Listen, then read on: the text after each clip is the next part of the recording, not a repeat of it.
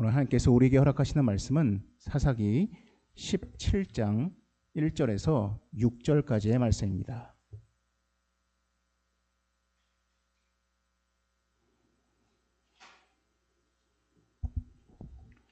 사사기 17장 1절에서 6절까지의 말씀, 제가 가지고 있는 성경으로 구약성경 391페이지입니다.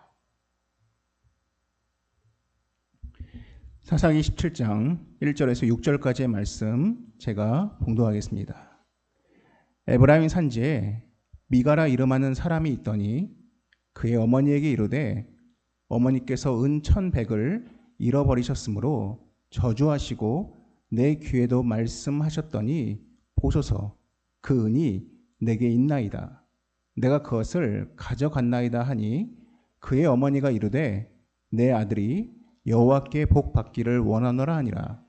미가가 은 1,100을 그의 어머니에게 도로 주매 그의 어머니가 이르되 내가 내 아들을 위하여 한 신상을 새기며 한 신상을 부어 만들기 위해 내 손에서 이 은을 여호와께 거룩히 드리노라. 그러므로 내가 이제 이 은을 내게 도로 주리라. 미가가 그 은을 그의 어머니에게 도로 주었으므로 어머니가 그 은 200을 가져다 은장색에게 주어 한 신상을 새기고 한 신상을 부어 만들었더니 그 신상이 미가의 집에 있더라.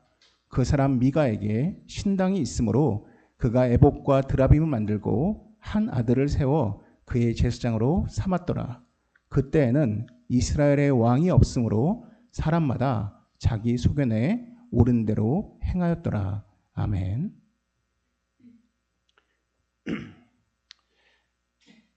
최근 TV에서 종영한 드라마 가운데 그 원경이란 제목의 드라마가 있습니다.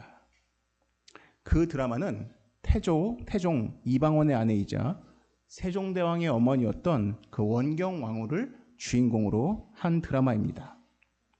국사를 배우신 분들은 아시겠지만은 신라 말 시대 때는 왕보다 지방 세력이 훨씬 힘이 강력했습니다. 그래서 신라 말 시대 때 지방에서 토착 세력으로서 막강한 힘을 가진 세력들을 우리는 호족이라고 부릅니다. 이 호족은 후에 문벌 귀족이 됩니다. 그리고 고려 말 시대에는 이들을 부르는 새로운 용어가 만들어집니다. 바로 권문세족입니다. 고려 말 시대에 분명 왕은 있었지만은 이러한 권문세족이 훨씬 막강한 힘을 자랑했습니다. 원경 왕후는 그 당시 고려 말 중에 가장 막강한 권문세족이었던 민씨 가문의 셋째 딸이었습니다. 이 원경은 18세에 자기보다 2살 어린 이방원과 결혼을 합니다.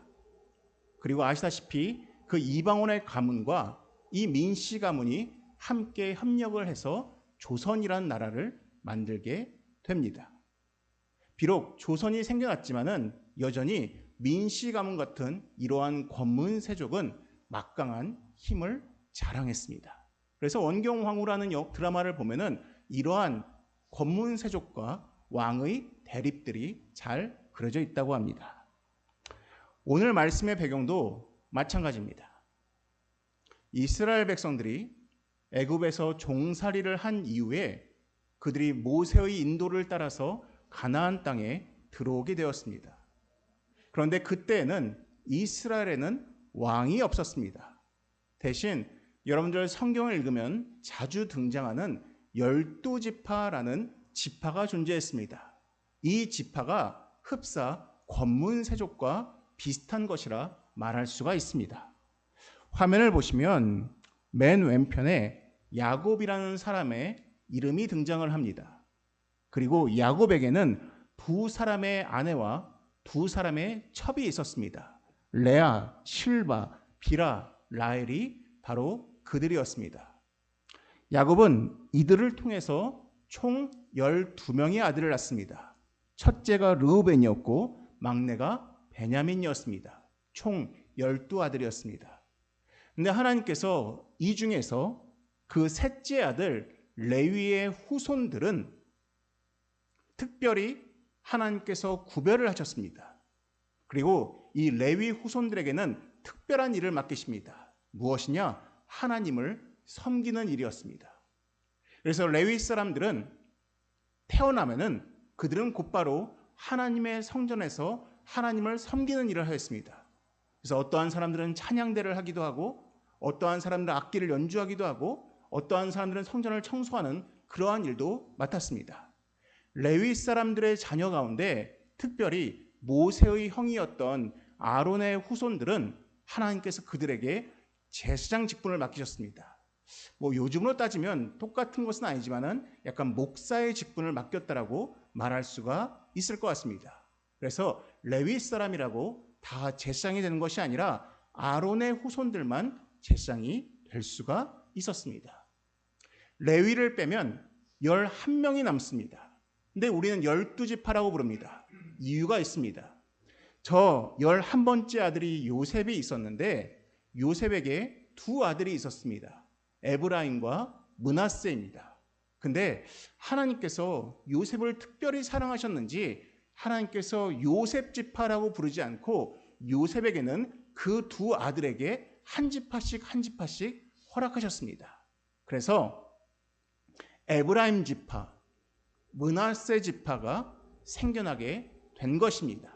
그래서 야곱의 12아들 중 레위 빼고 11명, 근데 요셉의 두 아들 에브라임과 므낫세를 각각 한 지파로 여겨서 이렇게 12지파가 만들어진 것입니다. 사실 이 내용을 모르면 구약을 읽을 때 잘 이해가 안 되는 것들이 굉장히 많이 있습니다. 반면에 방금 말씀드린 것만 머릿속에 넣어도 성경을 읽을 때 좀 더 이해가 쉽습니다. 이 12지파가 가나안 땅에 들어와서 12지파의 수장을 뽑아서 하나님께서 제비뽑기를 시키십니다. 그리고 그 12지파는 이 가나안 땅에서 각각 자기의 땅을 부여받게 됩니다. 이제 이스라엘 12지파는 그 제비뽑기를 뽑은 그 땅을 벗어날 수가 없었습니다. 반드시 꼭 그 땅에 머물러 살아야만 했습니다. 이게 바로 오늘 우리가 보게 될 사사기의 배경입니다. 17장 1절에 한 지명의 이름으로 시작이 됩니다. 에브라임 산지입니다. 딱 이것만 봐도 방금 말씀드린 것을 이해하신 분들, 기억하시는 분들은 이걸 보면 딱 이해가 됩니다. 에브라임 산지, 이 지역은 에브라임 지파가 뽑은 지역이구나. 에브라임 지파에게 부여받은 영토이구나라는 것을 알 수가 있습니다. 근데 이 곳은 평지가 아니었습니다. 산지였습니다. 그래서 에브라임 지파가 뽑은 지역 가운데 그 산지의 배경이 되는 것을 알 수가 있습니다. 여기에 한 사람의 이름이 등장합니다. 미가입니다. 여러분, 이 미가의 이름이 중요합니다. 여러분, 우리 한글 성경에는 그냥 미가라고 되어 있는데 히브리 성경을 보면은 이렇게 적혀 있습니다. 미카 예후라고 적혀 있습니다. 미카 예후의 뜻이 중요합니다. 그 뜻이 무엇인지 아십니까? 누가 여호와와 같겠는가라는 뜻입니다. 풀이하면 어느 누구를 하나님과 비교할 수 있겠느냐라는 뜻입니다. 하나님을 높여드리는 이름입니다. 하나님을 찬양하는 이름입니다. 그게 미카 예후, 누가 여호와와 같겠는가라는 이름의 뜻입니다. 제가 신학교를 다닐 때 보면은 그 신학교 동기들 중에 이러한 이름들이 많았습니다. 모세, 요한, 여호수아, 이런 이름을 가진 친구들 보면 대부분 아버지가 목사님입니다. 그 아버지의 신앙으로서 자기 자녀의 이름을 그렇게 성경 인물로 이름을 지은 겁니다. 여러분들 아들에게 미카예후, 누가 여호와와 같겠는가라는 이름을 지을 정도면 아마 그의 어머니가 분명 신앙이 좋은 사람, 혹은 신앙이 있는 사람이었다라고 우리가 유추할 수가 있습니다. 미카예후라는 이름을 지어준 그 어머니는 분명 신앙의 소유자였습니다. 근데 그 아들이 누가 여호와 같겠는가라는 그 미가가 어머니의 돈을 훔칩니다. 은 1,100을 훔쳤습니다. 은 1,100을 훔쳤는데 이 미카 예후의 엄마가 화가 났습니다. 누가 훔친지를 모르는 겁니다. 그래서 이 엄마가 저주를 퍼붓습니다. 막 이 돈 가져간 놈 하나님께서 막 벌하시고 막 어떻게 해라 말하고 막 저주를 퍼부은 것 같습니다. 그랬더니 그 옆에서 듣고 있던 그 미가의 마음이 불편했습니다. 그럼 생각해 보십시오. 자기 엄마가 막 저주하는데 그 돈을 훔친 아들 입장에서 얼마나 마음이 불편했겠습니까? 그래서 그 아들이 엄마한테 얘기합니다. 엄마, 사실은 내가 그 돈 훔쳤어 라고 고백을 했습니다. 이제부터 문제가 시작됩니다. 엄마가 그 자기 자식이 돈을 훔쳤다는 얘기를 들었습니다. 그래서 그 어머니가 한 가지를 결정합니다. 뭘 결정하느냐? 3절 후반부에 보시면 이런 고백을 합니다. 무슨 고백을 하느냐? 중반부에 내가 이 은을 여호와께 거룩히 드리겠다라고 이야기를 합니다. 하나님께 거룩히 드린다라는 이 표현은 성경에 성별이라는 단어로 자주 묘사가 됩니다. 거룩하게 구별한다는 뜻입니다. 이 엄마가 자기 아들이 훔친 그 은 1,100을 도로 받으니까 고백을 합니다. 내가 이 은 1,100을 하나님께 거룩하게 드리겠다. 이건 누가 요구한 게 아닙니다. 미가 어머니가 스스로 결정한 겁니다. 자기가 드리겠다고 한 것입니다. 이 당시에 성별의 방법은 무엇이냐? 하나님의 성전에 가서 그것을 헌물로 하나님께 드리는 것입니다. 야, 얼마나 멋있습니까? 자기 아들이 훔친 돈을 하나님께 온전히 드리겠다라고 고백한 것입니다. 그런데 문제는 그 엄마가 생각하는 거룩히 드리는 것은 굉장히 이상했습니다. 어떻게 했는지 아십니까? 은 1,100 중에 은 200을 가지고 무엇을 만드느냐? 우상을 만듭니다. 성경에서 엄격히 금하는 신상을 은 200을 들여서 만듭니다. 은 900이 남습니다. 그걸 하나님께 드렸냐? 아닙니다. 자기 아들에게 그냥 줬습니다. 그 엄마가 이야기하는 하나님께 거룩히 드린다는 그 고백이 실상 보니까 은 200은 우상 만들고 은 900은 자기 아들한테 쌈짓돈으로 주는 것이었습니다. 근데 더 기가 막힌 게 있습니다. 그 우상을 만들어서 어디에 두느냐? 5절에 보시면 이 집안에 신당이 있습니다. 여러분 열왕기서를 보시면은 하나님께서 가장 미워하신 것 중에 한 가지가 신당입니다. 그 신당이 뭐냐? 자기 집안에 예배당을 만드는 것입니다. 하나님께서 이걸 굉장히 엄격히 금하셨습니다. 근데 자기 아들에게 미가 예후라는 이름을 붙여주는 그 엄마가 또한 하나님께 거룩히 드린다는 그 엄마가 자기 집안에 신당을 만들었습니다. 근데 그 신당 안에 뭐가 들어있는지 아십니까? 기가 막힐 노릇에 3가지 물건이 있습니다. 첫 번째는 무엇이냐? 은 200으로 만든 우상을 둡니다. 두 번째는 무엇입니까? 5절에 보시면 에봇을 그 안에 둡니다. 에봇이 무엇인지 아십니까? 제사장이 입는 옷입니다. 아론의 후손들 그들만 입는 옷이 에봇입니다. 근데 이게 자기 집에 있습니다. 신당 안에 그걸 두고 있습니다. 왠지 아십니까? 이런 5절 후반부를 보시면은 이 미가가 자기 아들을 임의로 제사장을 세웠습니다. 아론의 후손만이 제사장이 될 수가 있는데 미가는 자기 아들을 임의로 제사장을 세운 것입니다. 세 번째 물건이 가장 기가 막힙니다. 무엇이냐? 드라빔입니다. 드라빔이 뭔지 아십니까? 중동 지역의 이방신을 믿는 사람들이 점을 치기 위해서 사용하던 주술 도구가 바로 드라빔입니다. 이방신을 섬기는 사람들이 무엇이 하나님의 뜻인가라고 알 때 사용하던 도구가 드라빔입니다. 근데 그게 그 신당 안에 모여 있습니다. 전 이 미가와 그의 어머니의 이러한 신앙을 빗대서 말할 수 있는 좋은 단어가 있습니다. 혼종입니다. 하이브리드입니다. 아들에게 미가 예후란 이름도 주고 하나님 앞에서 내가 성별하겠다는 그 고백도 드리지만은 자세히 보면 우상도 섬기고 이방신도 섬기고 자기가 임의로 제사장을 만들고 집에 신당을 두는 완전 혼종의 신앙을 보여주는 정말로 가짜의 신앙, 거짓의 신앙, 자기 주관적인 신앙을 보여주고 있다는 것입니다. 여기에 대해서 성경은 6절 후반부에 이렇게 표현하고 있습니다. 사람마다 자기 소견에 옳은 대로 행하였더라. 여러분, 각자의 소견은 다양합니다. 생각도 다릅니다. 해결 방법도 다릅니다. 또한 시대에 따라 변할 수도 있습니다.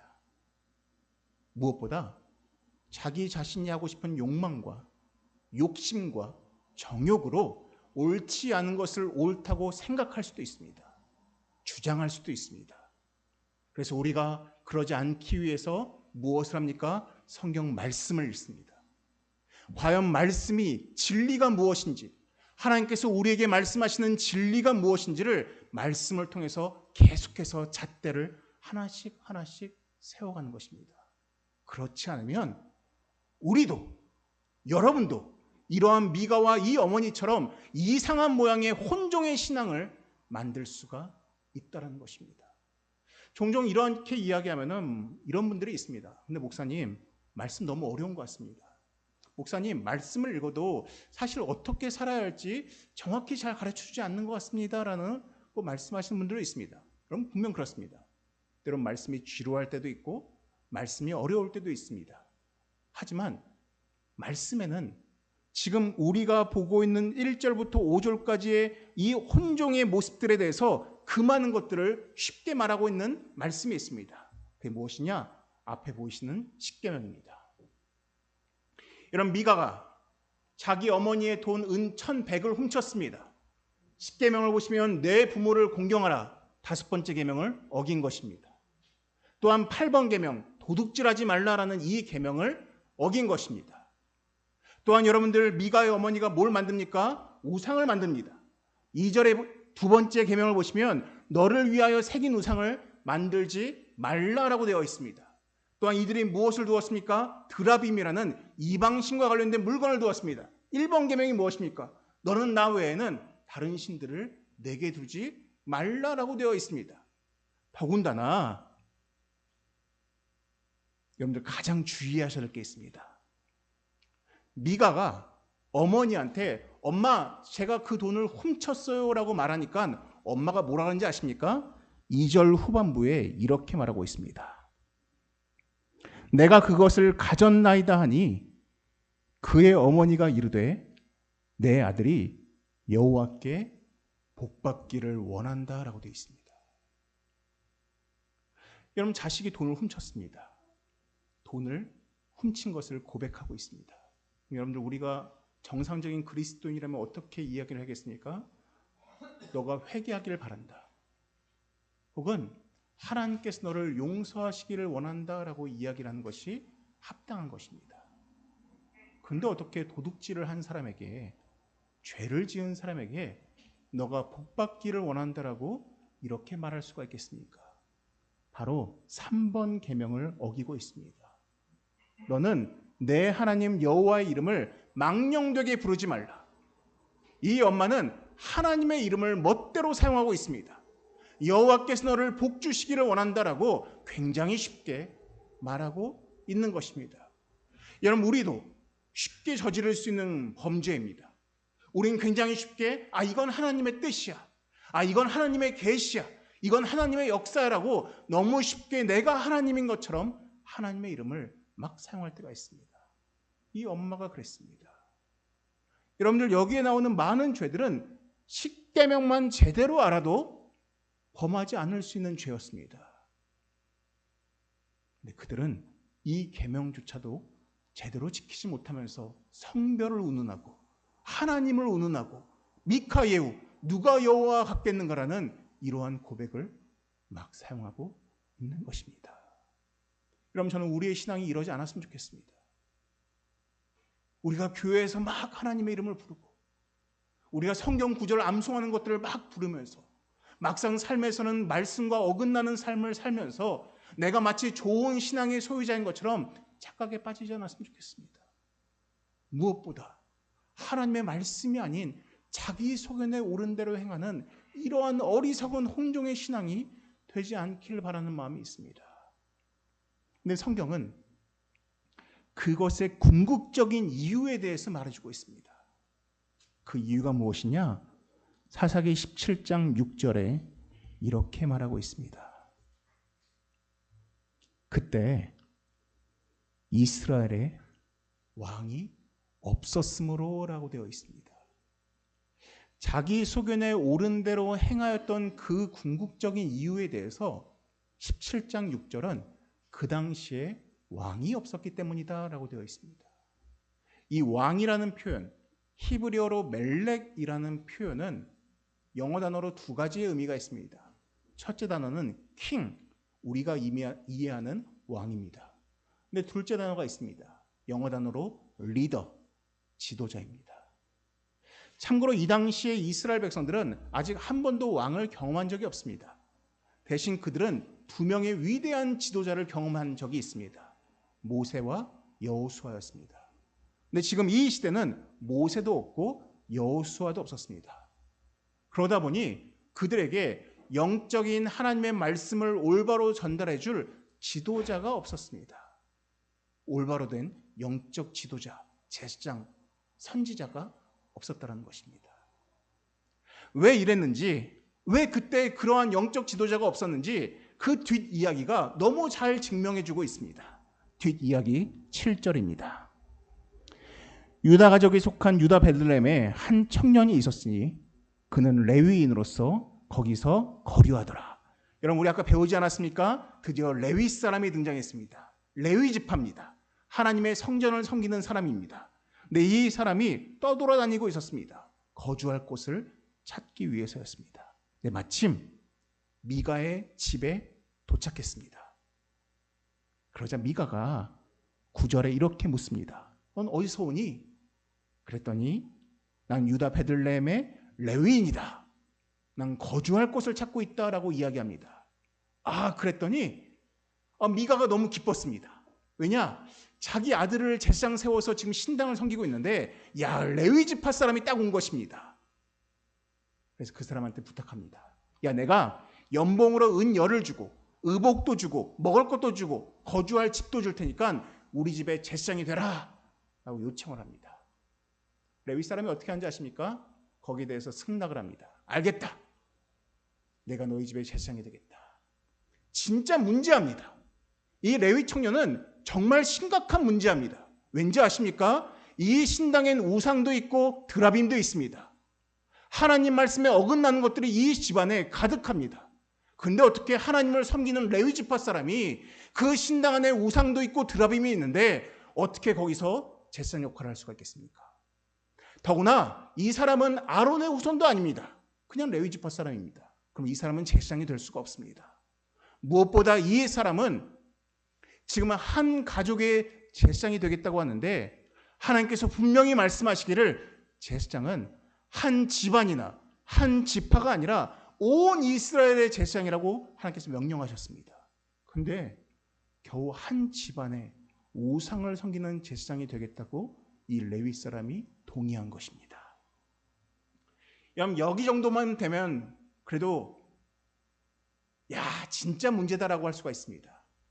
근데 더 심각한 문제가 있습니다. 18장 1절에 단지파가 등장합니다. 12지파 중 한 지파입니다. 이 단지파가 거주할 곳을 다니기 위해서 막 떠돌아다니고 있었습니다. 그러다 마침 미가의 집을 딱 정탐했습니다. 근데 거기에 막 신상도 있고 에봇도 있고 드라빔도 있고 막 제사장도 있는 것입니다. 그래서 600명의 군대를 그 미가의 집에 보냅니다. 그리고 그들이 이야기합니다. 18장 17절입니다. 그 땅을 정탐하러 갔던 5사람이 그리로 들어가서 새긴 신상과 에봇과 드라빔과 부어 만든 신상을 가져갈 때 그 제사장은 무기를 지닌 600명과 함께 문 입구에 섰더니 그 5사람이 미가의 집에 들어가서 그 새긴 신상과 에봇과 드라핏과 부어 만든 신상을 가지고 나오매 그 제사장이 그들에게 묻되 너희가 무엇을 하느냐라고 묻습니다. 그 레위 청년입니다. 그 레위 청년이 단지파의 이 600명을 향해서 너희 뭐 하냐라고 묻습니다. 그랬더니 그들이 얘기합니다. 그에게 이르되 잠잠하라. 내 손을 입에 대라. 그리고 이야기합니다. 우리와 함께 가서 우리의 아버지와 제사장이더라. 내가 한 사람의 집의 제사장이 된 것과 이스라엘의 한 지파 한 족속의 제사장이 된 것 중에서 어느 것이 낫겠느냐라고 묻습니다. 야, 너 미가의 이러한 작은 집의 제사장 하지 말고 야, 우리 지파의 제사장이 되자. 그랬더니 이 레위 청년이 어떻게 반응하는지 아십니까? 20절에 나옵니다. 그 제사장이 마음에 기뻐하였더라고 되어 있습니다. 그리고 단지파를 쫓아갑니다. 그리고 그 지파의 제사장이 됩니다. 제가 장신대와 신대원을 다닐 때 저희가 예배 시간에 찬송가 중에서 우리 신학생들이 참 좋아하던 찬송가가 있습니다. 제가 노래는 잘 못 부르니까 가사만 읊어드리면 부름받아 나선 이 몸 어디든지 가오리다. 아골골짝 빈들에도 어디든지 가오리다가 우리 신학생들의 마음이었습니다. 근데 우리 신학교에 가끔씩 설교하러 오시는 목사님들이 자주 하시는 표현이 있었습니다. 여러분들 지금은 여러분들이 부름받아 나선 이 몸 어디든지 가겠습니다라고 하지만은 막상 목회 현장 가면 여러분들이 뭐가 되기 쉬운지 아냐? 우시장의 소가 되기 쉽다. 우시장의 소가 어떠한지 아십니까? 돈을 많이 주면은 그 많이 주는 곳으로 따라가는 것이 우시장의 소이다. 근데 목회자가 자기한테 사례비를 조금 더 준다고 하면은 교회 규모가 조금 더 크다고 하면은 지방이 아니라 서울이라고 하면은 자기가 사역하는 그거 다 벗어던지고 다 버리고 그곳으로 쫓아가던 사람들이 너무 많다라고 하면서 절대로 여러분들은 우시장의 소가 되지 마십시오라고 권면하신 적이 있습니다. 근데 여러분, 이 레위 청년은 우시장의 소입니다. 그냥 돈만 주면, 그냥 규모만 크면 어디든지 가겠다라고 따라 나서는 것이 바로 레위 청년입니다. 왜 왕이 없었다라고 말하는지 아시겠습니까? 이 당시에 영적 지도자라고 하는 레위 지파조차도 이렇게 망가져버린 것입니다. 우상도 섬기고 신당도 섬기고 자기한테 돈만 조금 더 주면 쫓아가 버리는 이러한 목회자가 가득한 시대이기 때문에 일반 성도가 무슨 말씀을 제대로 먹을 수가 있겠습니까? 여러분들, 제가 여러분들에게 꼭 권면드리고 싶은 게 있습니다. 여러분들이 이 말씀의 교회를 다니면서 함께 공동체를 이루면서 여러분 깨어 있어야 됩니다. 뭐가 깨어 있어야 되냐? 과연 저 목사님이 말씀하신 것 중에서 과연 성경적으로 혹시 틀린 것이 없는지 항상 깨어서 분별하셔야 됩니다. 왜? 저도 인간이기 때문에 제가 항상 하나님 말씀을 올바로 전하지 못할 수도 있습니다. 그러면 여러분들이 저에게 좋은 영적 파수꾼이 되어야 됩니다. 사도 바울이 이런 말을 한 적이 있습니다. 앞을 보시면 고린도후서 12장 17절 말씀입니다. 여기서 말하는 사도 바울이 우리는 이라고 표현하는 것은 바울을 포함한 선한 사역자들을 말합니다. 뒤에 나오는 수많은 사람들은 악한 사역자들, 사리 사역을 탐하는 그릇된 사역자들을 이야기합니다. 사도 바울이 이렇게 말합니다. 우리는 수많은 사람들처럼 하나님의 말씀을 혼잡하게 하지 아니하고 곧 순전함으로 하나님께 받은 것 같이 하나님 앞에서와 그리스도 안에서 말하노라 라고 되어 있습니다. 그럼 여기에 보시면 혼잡이라는 단어가 나옵니다. 저 단어의 헬라적 배경이 무엇인지 아십니까? 그 당시에 장사꾼들이 포도주를 팔 때 이 포도주에다가 물을 섞었습니다. 그래서 약간 맛은 포도주 맛이 나는데 진짜 포도주가 아닌 가짜 섞은 포도주를 팔았습니다. 그 행위를 혼잡이라고 표현했습니다. 사도 바울이 말합니다. 그때 굉장히 많은 목회자들이 하나님 말씀과 자기 생각과 자기 욕심을 섞어서 성도들에게 전하는 것입니다. 바울은 이야기합니다. 우리는 혼잡케 하지 않는다. 나는 순전하게 전한다. 근데 여러분, 이 레위 청년은 순전하지 않았습니다. 말씀을 혼잡하게 전했습니다. 그렇기 때문에 여러분들이 이 김수원이라는 목사가 하나님 안에서 올바른 말씀을 전하는지 여러분들 깨어 살펴봐야 됩니다. 그렇지 않으면 어떤 일이 벌어지는지 아십니까? 사사기 17장 10절을 보십시오. 미가가 이 레위 청년에게 자기의 집안의 제사장이 되어달라고 부탁을 하면서 했던 말이 10절에 나와 있습니다. 뭐라고 되어 있습니까? 미가가 그에게 이르되 내가 나와 함께 거주하며 나를 위하여 아버지와 제사장이 되라라고 되어 있습니다. 이 미가는 이 레위 청년을 자기의 영적 아비로 여기겠다라고 고백하였습니다. 그런데 여러분들, 이런 막장의 레위 청년을 영적 아비로 여기는 이 미가의 결과가 어떤지 우린 너무 잘 알지 않습니까? 근데 왜 미가는 이러한 사람을 영적 아비로 여겼겠습니까? 이유는 단순합니다. 미가의 수준이 그 정도의 수준이었던 것입니다.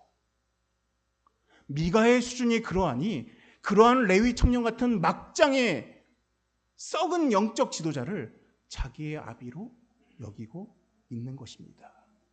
근데 더 무서운 게 뭔지 아십니까?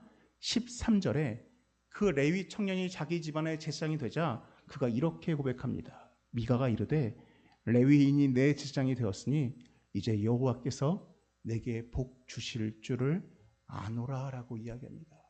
얼마나 무섭습니까? 이렇게 타락하고 이렇게 말씀을 모르는 레위 청년을 자기의 영적 아비로 섬기겠다라고 말하면서 우리가 앞서 보았던 그 많은 과정들이 죄 가운데 있으면서도 착각하기를 야 이제 하나님께서 나에게 복 주시겠구나라고 착각하고 있는 것입니다. 얼마나 무서운 모습입니까? 여러분, 요즘 시대에 저는 얼마나 많은 영적인 거짓들이 난무하는지를 저는 보고 듣습니다. 또한 많은 사람들이 여호와 이름을 얼마나 망령되이 여기는지, 또한 자기를 따르면 하나님께서 복 주실 것이라고 얼마나 쉽게 말하는지를 저는 보고 듣게 됩니다. 아마 이건 여러분들도 마찬가지일 것입니다. 유튜브를 통해서, 영상을 통해서, 책을 통해서, 많은 기사들을 통해서 목회자들이 하나님의 이름을 망령되이 여기고 자기를 믿으면 하나님을 온전히 만날 수 있다고 속이고 얼마나 많은 영적인 거짓의 아버지가 이 시대에 판치고 있는지 여러분 깨어 살피셔야 됩니다. 안 그러면 미가처럼 착각할 수 있다는 것입니다. 사랑하는 성도 여러분, 말씀을 마치도록 하겠습니다. 저는 여러분들이 저를 도와주시기를 원하는 마음이 있습니다. 제가 이 레위 청년처럼 하나님 말씀을 혼잡하게 전하지 않고 순전한 자로 전할 수 있도록 여러분들 또한 마찬가지로 영적으로 성숙한 자가 되어야 됩니다. 여러분들이 영적으로 성숙하면 저 또한 그 성숙함을 유지하고 더 성숙해질 수가 있습니다. 또한 여러분들 요즘처럼 이곳저곳에 하나님의 이름을 이야기하고 하나님 말씀을 이야기하고 자기 마음대로 혼잡한 말씀을 전하는 이때에 여러분들 이 미가처럼 착각에 빠지지 않고 정말로 온전한 하나님의 말씀이 무엇인지를 분별하기 위해서 여러분들 말씀을 읽으셔야 됩니다. 이 땅에 아무리 많은 지식이 좋다 하더라도 말씀을 읽으셔야 됩니다. 말씀을 상고하고 말씀을 묵상하고 무엇보다 그 말씀대로 행하기 위해서 내 소견이 아닌 하나님 말씀대로 행하기 위해서 애쓰셔야 됩니다. 그때 우리는 이러한 미가와 레위 청년의 결과를 맞지 않을 수 있을 것입니다. 우리 모두 그러한 주의 백성들 되시기를 주님의 이름으로 축원합니다. 기도하시겠습니다. 사랑의 마하신 주여와 하나님 아버지, 이 미가와 그 어머니가 하나님의 이름을 수없이 부르지만 정작 그 안에 진리가 없이 거짓에 매워서 속은 삶을 사는 자를 우리가 살펴보았습니다.